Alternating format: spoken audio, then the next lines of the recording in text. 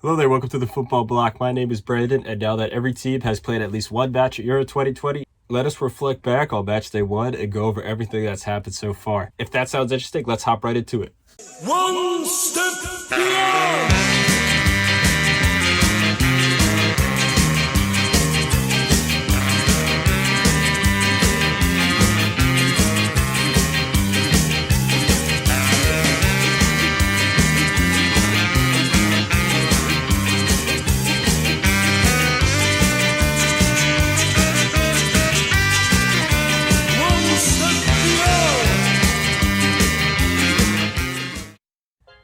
So first and foremost, I think it is very necessary to offer the best of luck to Christian Eriksen, his family, and the rest of the Danish team. Obviously, Eriksen had a cardiac arrest and collapsed on the field in their match against Finland, and then the game had to be postponed about 40 minutes. Now, as of right now, Eriksen's doing okay. He's awake, he's talking, he's still in the hospital, however. So again, best of luck to him and his family. Hopefully he recovers quickly and he's able to resume play without any serious injury. Now on from there, let's look at all of the big teams in the tournament and see how they fared, how they played at their first game, and how their chances look throughout the rest of the tournament. So obviously, as we talked about before in the previous episode, Italy started off the tournament with a huge win over Turkey, and they played some great football, and they look like serious contenders for Euro 2020. Belgium as well played some great football against Russia, beat them 3-0 in a game that was very similar to the Italy game, in which the opposition, Turkey and Russia in these cases, did not play very well. However, take nothing away from both Italy and Belgium's performances. They played some great stuff. England played Croatia and narrowly beat them 1-0. Even though it was a narrow scoreline and Croatia weren't bad, England was clearly the better team. This Croatia side is nowhere near as strong as they were in 2018, whereas this England side, on paper at least, looked far better than they were in 2018, even though they made it as far as 4th place. Even though the Netherlands came away with a 3-2 win over Ukraine in probably the most exciting game of the tournament so far, I don't really think the Netherlands have much chance of making a far run in this tournament. They do produce a lot of really good chances, especially on the wings and in attacking midfield, but the team seems to lack stability, as they showed against Ukraine, where they almost blew a 2-0 lead. Now, obviously, they still came away with a win, but against stronger oppositions, you don't expect the same to happen. Now, Spain played against Sweden, and to be honest, they didn't look too well either.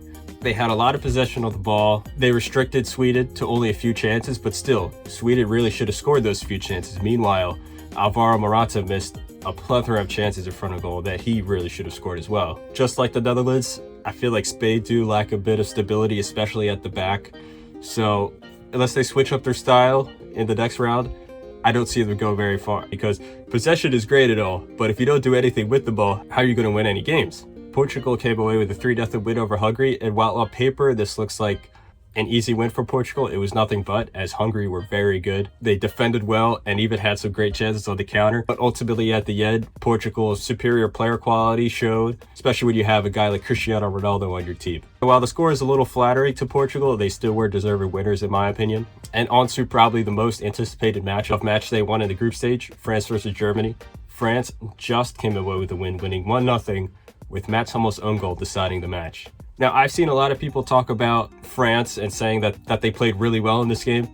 I personally disagree. I think France were the better team, but it's more of the same how they played in World Cup 2018, Euro 2016. They don't really play that well, but they ultimately come away with a win due to individual quality. Ironically, it wasn't individual quality from a French player. It was an own goal from Mats Hummels that won them the game, but still. Now again, I do think that this French team is overrated, but they are for sure major contenders for Euro 2020. Just looking at this roster, and you see guys like Mbappe, Benzema, Kanté, Pogba. Even if the team doesn't play well as a collective, you'd expect these guys to pick up the slack in important matches, just like Mbappe almost did in this one, where he scored a beautiful goal that was ruled offside. Now for Germany, obviously nowhere near as good as they were in, say, World Cup 2014 or even Euro 2016, but there's still quality there. They still play some good football.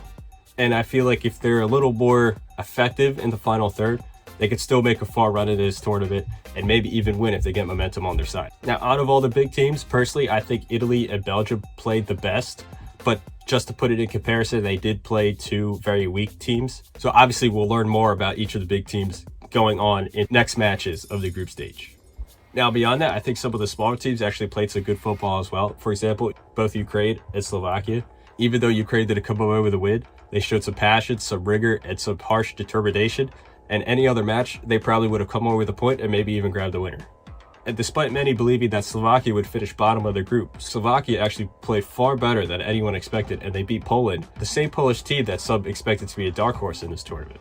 And for the unfortunate topic of the worst teams of the tournament so far, for me it has to be between Russia or Turkey. Now this is a little surprising because I didn't expect much from Russia, but Turkey was one of the picks for a dark horse team in my opinion. They had some solid players at the back and some really talented players up top, but they look far from even scoring a goal, let alone a team making a far run in this tournament. Çalhanoğlu barely got on the ball at all. Yilmaz was getting no service up top. The team overall just looked timid and flat. Now for Russia, this is a little more understandable considering how old their squad is.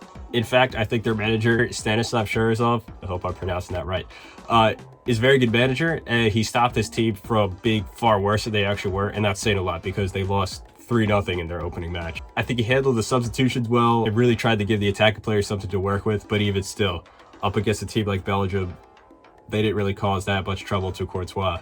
I mean, you just look at this team, the squad is just so old. Yuri Shirkov, who's 37 years old, was a starting left back, and then he actually had to get subbed off because of a fitness issue. Actually, there's a lot of fitness problems with this team as well.